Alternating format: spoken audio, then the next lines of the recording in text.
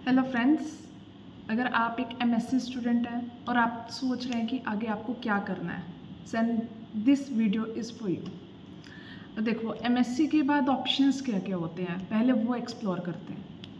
आप एक तरफ जा सकते हैं बीएड में, and on the second hand you have option of PhD. अब बीएड को लगते हैं 2 years to completion and PhD takes 5 years for a science student. और अब अगर आप एजुकेशन के हैं लाइक इंग्लिश या लैंग्वेजेस आपके पास, तो मिनिमम 3 years लगते हैं पीएचडी के लिए। नाउ सिर्फ डिग्री लेने से आपको जॉब्स नहीं मिलने वाली। देन बीएड वाले स्टूडेंट्स को क्या करना पड़ेगा, तो पहले बीएड वालों की ही बात करते हैं।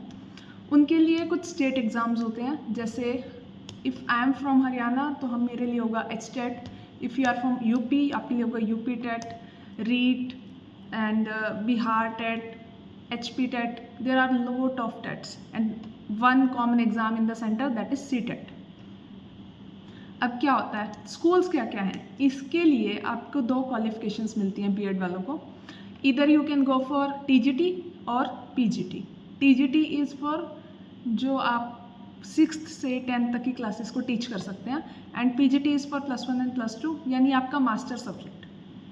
TGT के लिए तो आपकी ग्रेजुएशन एंड BEd इसका ओके, बट PGT के लिए आपको MSc चाहिए ही।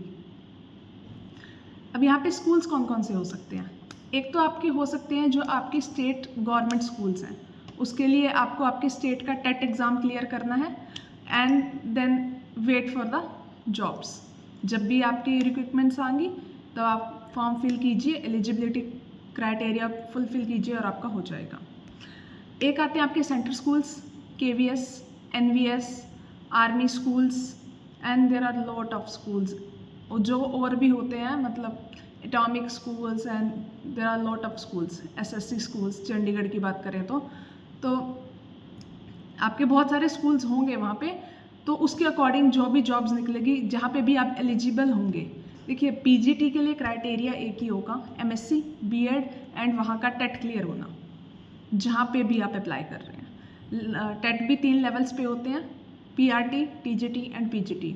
If you are MSc student, मैं तो 2 ही टेट की बात करूँगी, TGT एंड PGT।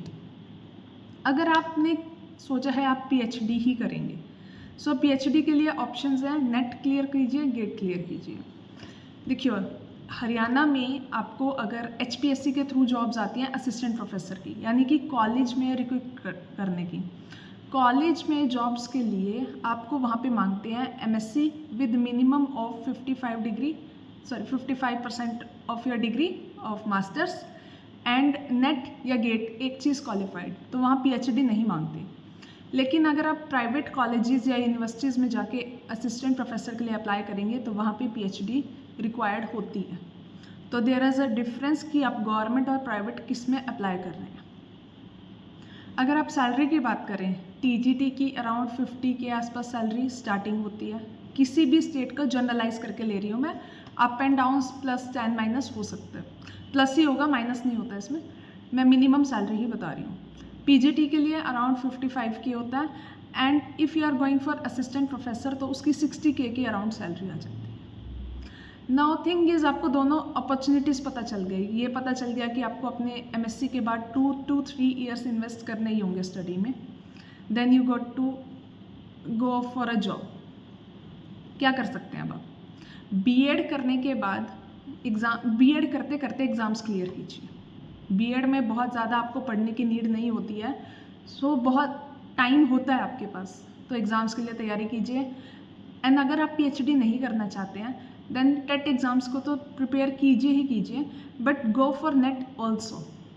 नेट की अच्छी से कोचिंग लीजिए। अगर आपने 5 to 6 months नेट के लिए कोचिंग लिया तो आपका नेट हो जाएगा, इरिस्पेक्टिव कि आपकी MSc कहाँ से थी। अब बात आती है कि आपको करना क्या चाहिए। तो पहले तो आप ये सोचो कि आपको कॉलेज में जाना है जॉब्स के लिए या फिर स्कूल्स में, आपके लिए क्या बेनिफिशियल है उसके अकॉर्डिंग जाना। आपके पास कितना टाइम है, if you are a science student तो PhD के लिए आप 5 years डेडिकेट कर सकते हैं PhD में या नहीं कर सकते हैं, then go for BEd, it's good as well. और एक बार गवर्नमेंट जॉब लग जाए, इधर it's a PGT teacher, TGT teacher और a assistant professor, it's all good to go. तो government job is a government job, but if you are a hard working person, आप jobs कर सकते हैं, then I would suggest कि NET clear कीजिए, PhD की तरफ जाइए and go for a private job. Private में आपकी सैलरीज भी ज़्यादा हैं, आपका वर्क एथिक्स के ऊपर आपके प्रमोशंस भी अच्छे हैं। गवर्नमेंट इज़ अ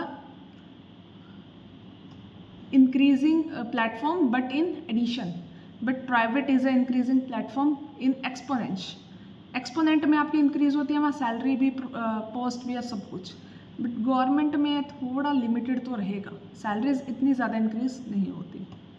सो अब आपसे पूछती हूँ मैं, आप कौन से फील्ड में जाना चाहेंगे?